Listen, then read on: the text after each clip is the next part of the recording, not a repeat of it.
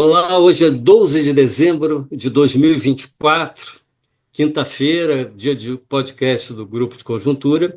E hoje, conforme já anunciamos na semana passada, ficamos de fazer aqui um balanço deste ano que agora está se encerrando, né? Não vamos poder deixar de comentar também a decisão do Copom, da, de ontem, dada a excepcionalidade do que vimos acontecer, né?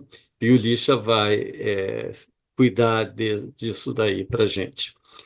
Bom, eu vou aqui fazer uma breve introdução, relembrando o seguinte, que o que que a gente estava, não nós especificamente, mas o que que se esperava, o que que os analistas esperavam sobre o desempenho da economia neste ano, lá no final do ano passado, há um ano atrás. De acordo com o relatório Focus do dia 29 de dezembro do ano passado, as expectativas para o desempenho da economia eram as seguintes: crescimento do PIB, 1,5% em 2024. A essa altura do campeonato, já com os três primeiros trimestres com resultados conhecidos, a expectativa é que o PIB cresça alguma coisa entre 3,2 e 3,4, ou seja, mais do dobro do que se esperava no final do ano passado. Por outro lado, o IPCA havia uma expectativa que a inflação ao consumidor fosse de 3,9%, super bem comportada, e ela já está nos últimos 12 meses até novembro em torno de 4,9%, muito já bem acima do limite superior da meta, né? E não dentro desse limite, como era a expectativa no ano passado. A Selic se esperava 9% no final desse ano. Agora a gente já, da última reunião, que o Lixa vai comentar aqui, foi para 12,25. A taxa de câmbio, R$ 5 por dólar. Estamos em torno de R$ 6 por dólar. Muito mais. Saldo em transações correntes, uma expectativa de 40 bilhões de dólares de déficit. Nós já estamos em 12 meses até outubro, perto dos 50, 20%, mais de 20% acima, 25% acima. Ou seja, esses números mostram o seguinte: o que se esperava, basicamente, no início, no final do ano passado, no início desse ano, é que a economia ia se desaquecer progressivamente, então seria uma economia desaquecida, com uma inflação bastante controlada, dentro do intervalo de tolerância da meta. Com isso, o ciclo de juros continuaria com reduções das taxas até chegar a 9%, né, no final do ano. É, enfim, o que se passou, na verdade, ao contrário de tudo isso, foi uma economia crescendo num ritmo muito acelerado, por razões que a gente comentou aqui ao longo do ano, principalmente o pé no acelerador em termos de gastos públicos. A Margarida falou várias vezes sobre isso nos podcasts. É, e com uma taxa de crescimento nos três primeiros trimestres que anualizada dá 4,5%. Ou seja, a velocidade a que a economia foi caminhando ao longo desse ano até o terceiro trimestre foi uma velocidade de 4,5%, muito forte, né? E o que levou, por outro lado, a uma continuidade na criação de empregos em ritmo também bastante forte. Foram criados nos últimos 12 meses até outubro quase em torno de 3,4 milhões de ocupações, o que é muita coisa, e foi isso que acabou levando também a taxa de desocupação, que também foi não era esperado pela maioria dos analistas, por nós era, mas pela maioria dos analistas não, caiu para 6,2% a taxa de desocupação na última PNAD, que é um recorde de baixa, né, para toda a série histórica, né? Então, foi nesse contexto de economia muito diferente do que se esperava, economia muito aquecida e com inflação em alta, e etc. E também com aí também toda a questão fiscal não resolvida, da qual a Margarida vai falar, mas, enfim, foi nesse contexto que o Banco Central pretendeu dar um choque nas expectativas com a decisão de ontem do Copom. É, Além do que, nesse pacote de intervenção veio de alta dos juros, surpreendente, veio também uma intervenção pesada no mercado de câmbio. Pergunta, eu deixo aí para o lixo, será que o Banco Central vai colher os efeitos pretendidos com esse choque? Comentando aqui muito sumariamente, mas é claro que isso aí tem efeitos para 2025. Então, comentando aqui, aí de uma forma extremamente sumária, as perspectivas para 2025, é praticamente certo que a gente vai ter um ano muito diferente do que foi 2024. Em alguns sentidos, o reverso de 2024. A começar pelo fato que a gente está entrando no ano com juros lá no alto e acelerando, temos entrando com inflação também em aceleração, com o mercado de ativos em forte turbulência, aumentando também as incertezas da economia, em meio a toda essa incerteza em relação ao desdobramento da questão fiscal. Então, nesse contexto, quer dizer, a única variável que até agora realmente vem se mantendo relativamente resiliente, bom, bastante resiliente, na verdade, é a atividade econômica, né? Saíram aí os números dos serviços mostrando ainda um ímpeto da indústria também, mostrando ainda um ímpeto grande da economia que talvez ainda vá até o final do ano. Na verdade, já estamos no final do ano, né? Mas, diante da mudança forte do quadro, e também dados os limites que a gente já vem comentando aqui há vários podcasts sobre os limites, os limites em que já está esbarrando a economia, eu acho que é bastante certo que a gente vai ter, em 2025, uma economia crescendo num ritmo muito moderado, né? Muito mais baixo do que em 2024. Então, a gente vai ter economia crescendo bem menos, inflação mais alta e juros mais altos, né? Então, a gente tem um ano 2025 bem mais complicado na economia do que foi esse ano 2024, que, no final das contas, em termos de desempenho mesmo, foi muito bom, tá? Então, eu passo agora a palavra, acho que a Margarida, né, vai falar em seguida, depois o Guicho. Bom, Francisco, obrigada. Aí vamos fazer um balanço da política fiscal no ano, né? O ano de 2024 ele foi marcado por profundas incertezas fiscais que acabaram se refletindo nas condições financeiras macroeconômicas e nos preços dos ativos, né? Mercado de ações, juros longos, taxa de câmbio. É certo que o contexto internacional mais recentemente também favoreceu essa, vamos dizer assim, deterioração, essa piora das condições financeiras. Mas os fatores domésticos estão presentes e falando mais alto, né? Por exemplo, os juros de uma NTN-B ultrapassaram a marca de 7,5%. São juros reais, né? Isso mostra um pouco essa deterioração. Ao mesmo tempo, esse forte desequilíbrio fiscal em curso afetou as expectativas de inflação, tornando mais árdua a tarefa do Banco Central de garantir a meta de inflação. Além de um crescimento bastante acelerado, como o Francisco colocou, nós temos aí um quadro de incertezas fiscais que está também desvalorizando a taxa de câmbio, e isso gera automaticamente expectativas de inflação mais elevadas e uma inflação mais elevada. E o ano, mas também, quer dizer, foi marcado o ano de 2024 por um intenso debate sobre a necessidade de fazer uma revisão dos gastos primários obrigatórios do governo central, né? Isto por quê? Porque as atuais regras de indexação dos gastos, vou citar algumas, ao salário mínimo. Então, nós temos o INSS, uma parte importante, 42% da despesa INSS paga o salário mínimo.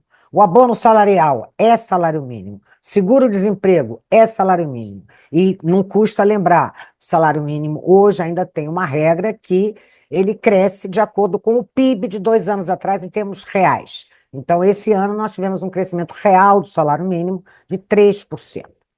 Além disso, gastos que estão vinculados às receitas. Então, os gastos constitucionais em educação e saúde, que são mínimos constitucionais, estão vinculados à receita. Agora, isso tudo, fora outras indexações, isso tudo é incompatível com as regras do novo arcabouço fiscal. E é isso que tem motivado esse debate. E são incompatíveis em que sentido? Né? Em particular, a regra do arcabouço que define o teto de 2,5% de crescimento real do gasto primário. Então, o gasto primário não pode crescer acima disso. Em novembro, foi anunciado um pacote fiscal, que ele estava sendo muito esperado, ele foi muito costurado, vamos dizer assim. Desde maio a gente está falando desse, isso está permeando as discussões de política econômica. Só que esse pacote fiscal, anunciado no final de novembro, ele frustrou muitas expectativas, porque ele não atacou o principal problema das contas públicas no Brasil, que é a rigidez de gasto obrigatório, né? Alguns dados evidenciam, no entanto, a necessidade de um ajuste fiscal estrutural, que faça uma revisão dessas indexações. E aí eu vou colocar alguns dados, né, aqui para corroborar um pouco isso que está sendo colocado e que nós concordamos. Em primeiro lugar, a gente chama atenção para a velocidade de crescimento da dívida pública PIB. Então, nós terminamos o ano de 2023 com uma dívida pública PIB de 74,3%. E a previsão para este ano é que ela feche em 80% do PIB. Então, nós teremos tido aí um crescimento de 6 pontos percentuais da dívida pública em um ano. Em um ano que o crescimento foi muito forte. Segundo, nós tivemos aí um déficit primário em 2023 de 2,3% do PIB. Esse déficit está muito inflado por aquela decisão do STF de pagamentos de precatórios em dezembro do ano passado, de 92 bilhões de reais. Tirando isso, o nosso déficit estaria 0,9% do PIB inferior. Então, estaria aí na faixa de 1,3% do PIB. Esse ano, a gente deve fechar com um déficit um pouquinho menor, 0,9% do PIB, né? Então, isso é um problema. A velocidade de aumento da dívida pública foi muito grande. Em segundo lugar, até o presente momento, a melhora do resultado primário em 2024, em relação a 2023, ele foi garantido, essa melhora foi garantida pelo aumento das receitas, o que tem um limite por definição, até porque a carga tributária no Brasil já é muito alta. Então, por exemplo, a receita primária PIB do governo central, em 2023, foi de 17,5%. Em 2024, a previsão que consta no último relatório de avaliação de receitas e despesas é uma receita primária de 18,6% do PIB. Então, a gente terá tido aí um incremento de 1,1 ponto percentual do PIB de receita em um ano, né? Então, isso é um limite que a gente já está batendo nele. Continuar um ajuste ou uma redução do superávit do resultado primário via aumento de receitas. A literatura toda coloca as limitações disso, né? O gasto primário, por outro lado, que ano passado, inflado pelos precatórios, bateu 19,6% do PIB, esse ano a previsão é que ele chegue a 19,3%. Então, se a gente descontar os precatórios, que foram uma despesa extraordinária, esse ano o gasto primário terá crescido em relação ao ano passado, comportando as despesas recorrentes, né? Terceiro lugar, que motiva a discussão do ajuste fiscal é a necessidade. Algumas importantes despesas primárias estão crescendo muito acima do teto do gasto, que é 2,5%, por estarem indexadas ao salário mínimo, o que acaba, com o tempo, comprimindo as despesas discricionárias, né, inviabilizando investimentos públicos mínimos e a manutenção dos serviços prestados pelo governo à sociedade, ou seja, o funcionamento da máquina pública, que era o temor que se tinha naquele antigo teto dos gastos do Temer, né? Assim não vai dar porque você vai ter um shutdown, que é exatamente essa compressão das despesas com serviços públicos, né? Então, para a gente ter uma noção dos números aqui, eu peguei a variação real das despesas de janeiro a outubro, que é o último dado disponível deste ano, e comparei janeiro a outubro com 2020, de 2023. Então, o gasto primário, janeiro a outubro, cresceu este ano 5,8% acima da inflação em relação a 2023. O INSS cresceu 3,5%. E o BPC cresceu 16%. O BPC e o INSS pesam 50% na despesa primária. Nesse gasto primário, tem despesas que são de crédito extraordinário, porque o teto só pode crescer. Tem despesas sujeitas ao teto que estão limitadas a 2,5%. Mas o fato é que, né, as despesas com o INSS cresceram 3,5%. Estão dentro do teto, que só pode crescer 2,5%. E benefícios da prestação continuada, que estão dentro do teto, cresceram 16% acima da inflação, né? Então, está claro, evidente, duas despesas que pesam 50% no orçamento não podem continuar crescendo a esse ritmo. Em quarto lugar, a gente precisa ter, em algum momento, voltar a ter superávites primários, que garantam, em algum horizonte de tempo, a estabilidade da dívida pública em relação ao PIB. Sempre é bom a gente chamar a atenção que a variação da dívida pública em relação ao PIB, ela depende de três variáveis: juros, crescimento do PIB e resultado primário. E dessas três variáveis, a única variável de controle da política fiscal é um controle relativo, né, porque o governo não controla a receita e alguns gastos ele também não controla, é o tal do resultado primário, que é exatamente a diferença entre receitas e gastos. Aí nós fizemos uma simulação, considerando uma taxa de juros real de 6%, nem a de 7% do juro da NTNB, considerando 6%, que é mais ou menos um consenso de onde estaria hoje a taxa de juros real neutra da economia, entre 5,5% e 6%. Coloquei 6%. Um ritmo de crescimento de PIB de 3%, que é generoso também, né? O superávit primário requerido para estabilizar a dívida pública PIB em 80%, que é o patamar que a gente tem hoje, é de 2,4% do PIB. Quão longe a gente está disso, né? Partindo de um déficit primário para esse ano de 0,8% do PIB, o ajuste fiscal requerido seria de 3,2% do PIB, que é imenso. É claro que nós aqui não estamos sugerindo que seja feito isso hoje, mas são números que balizam um pouco quão longe a gente está dessa estabilidade da dívida pública PIB, que ela hoje é fundamental para acalmar o risco fiscal, para reduzir, né, a percepção de default da dívida, de deterioração das condições financeiras. Se, por um lado, não há dúvidas que o enorme impulso fiscal em 2023 e 2024 contribuiu especialmente para o forte ritmo de crescimento da economia, mais de 3% ao ano em média nos últimos 2 anos.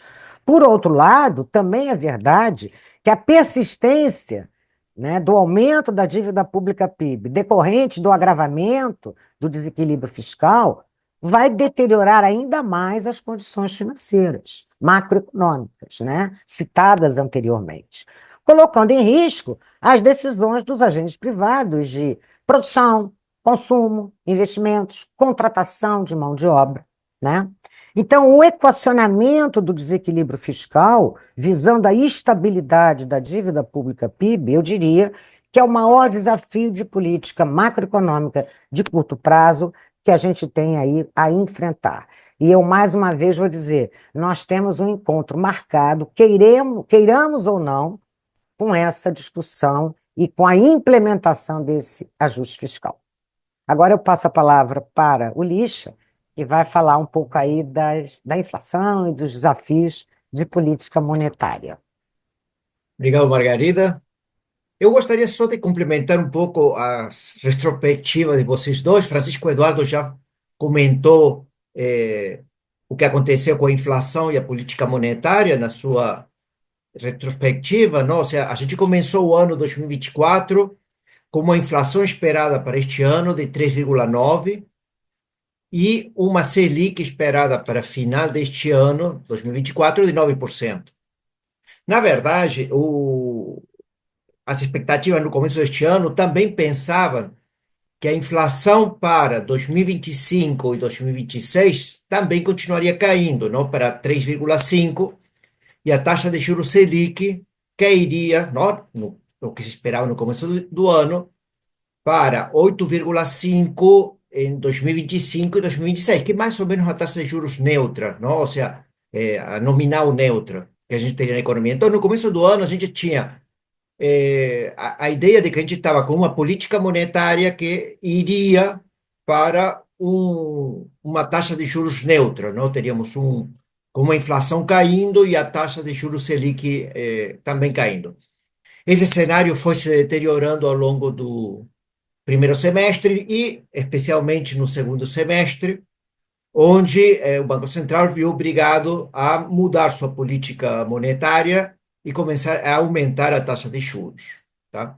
Eh, no Boletim Focus que saiu agora, segunda-feira, dia 9 de dezembro, a inflação esperada para este ano está em 4,84, mas no comunicado do Copom de ontem, o número que o Copom colocou para a inflação esperada este ano no cenário de referência é 4,9, que é o número que Francisco Eduardo destacou.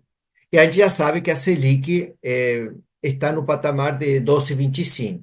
Tá? Então, se no começo do ano a gente tínhamos a expectativa de uma inflação caindo ao longo deste ano e dos anos seguintes, e uma Selic caindo ao longo de 2024 e no ano seguinte, agora mudou o cenário totalmente, não desandou totalmente. A gente está com uma inflação crescente e uma política monetária em que as taxas de juros devem continuar subindo nas próximas reuniões. Tá?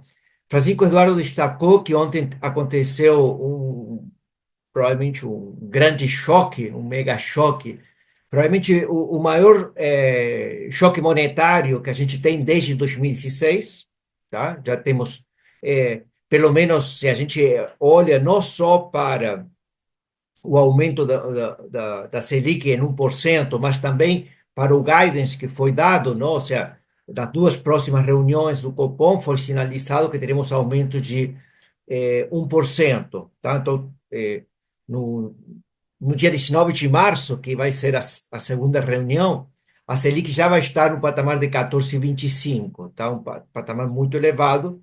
E esse não pode ser o final do ciclo de aumento. Provavelmente devemos ter alguns aumentos posteriores, ou que já está pensando que a gente teremos um final de ciclo com uma taxa de juros de 15%.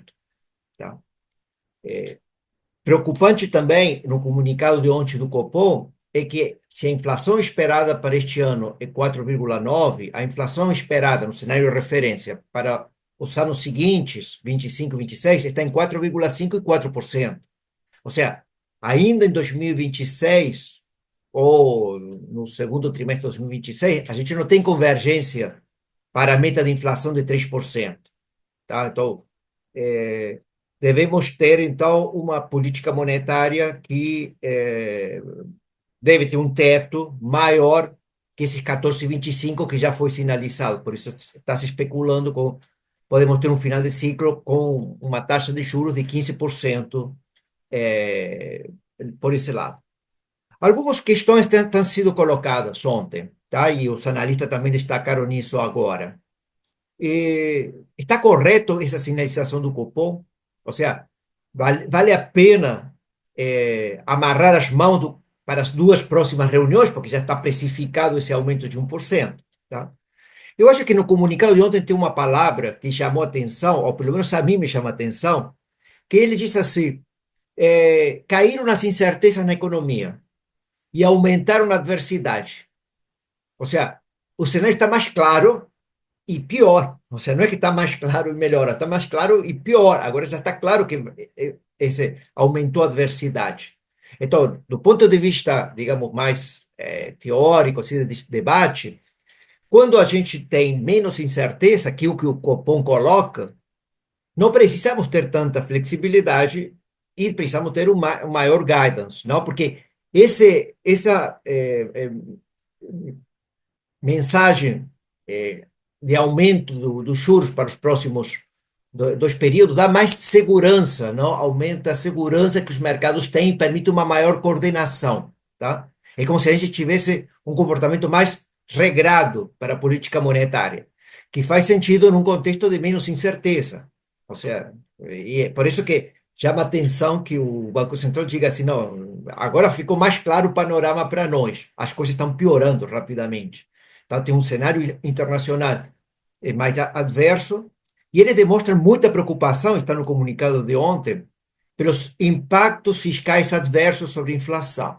Tá? Então, ele está destacando, ainda a gente não tem, devemos esperar até terça-feira da semana que vem a ata, se a gente terá alguma análise ou alguma decomposição de quanto do aumento da inflação está sendo associado à questão fiscal, mas isso é um tema que vamos esperar da análise o que estamos preocupados.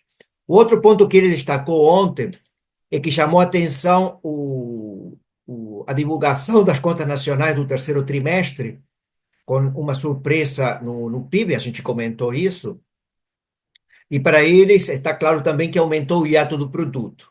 Tá? Então tem um aumento também do hiato do produto, está sendo comunicado isso na reunião de ontem, não? No comunicado de ontem.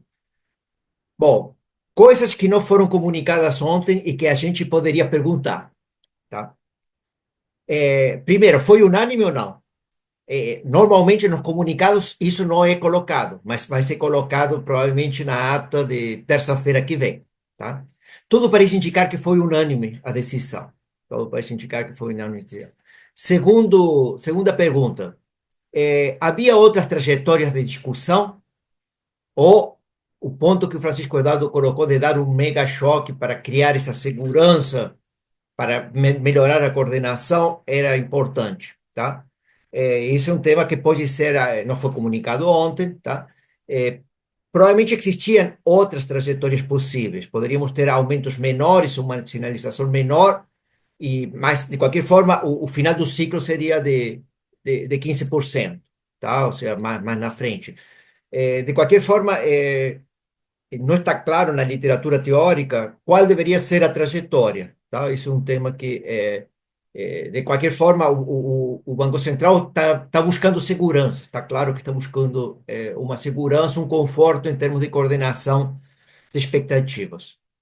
E a terceira pergunta que não foi colocada é sobre se o Banco Central, dada a preocupação que ele tem sobre a questão fiscal, Francisco Dado destacou, Margarida colocou isso no centro das preocupações macroeconômicas, sobre se existe ou não dominância fiscal.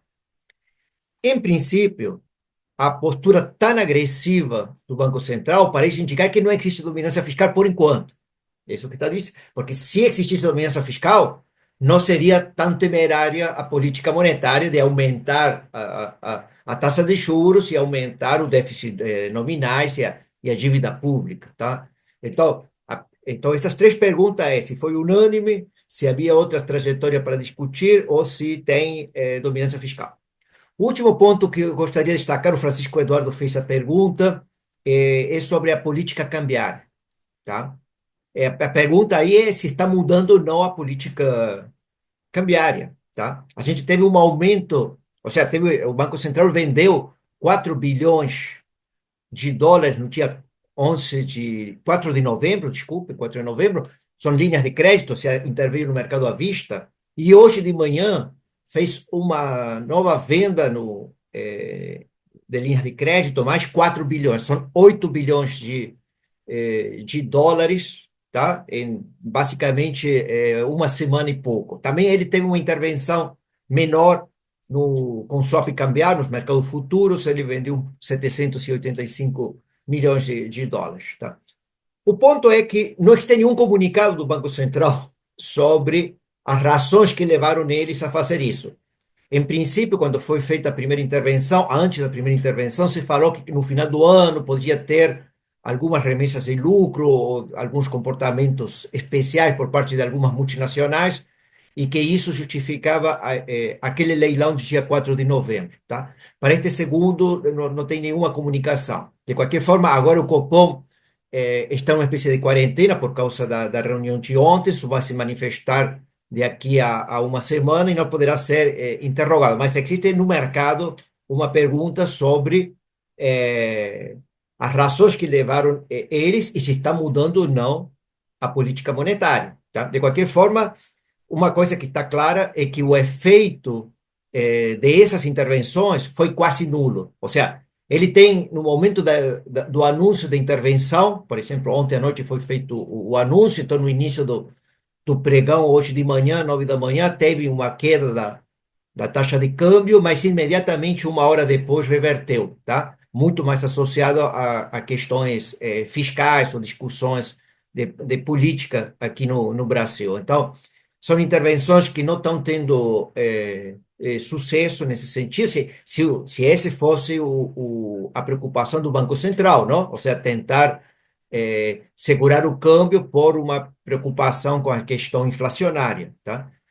Mas, em princípio, parece que essas intervenções não estão tendo sucesso. Também tem uma longa literatura teórica sobre em que condições você consegue ter intervenções eh, cambiais que tenham algum sucesso. Então, a gente tem dois grandes interrogantes: por que que o Banco Central tem atuado assim?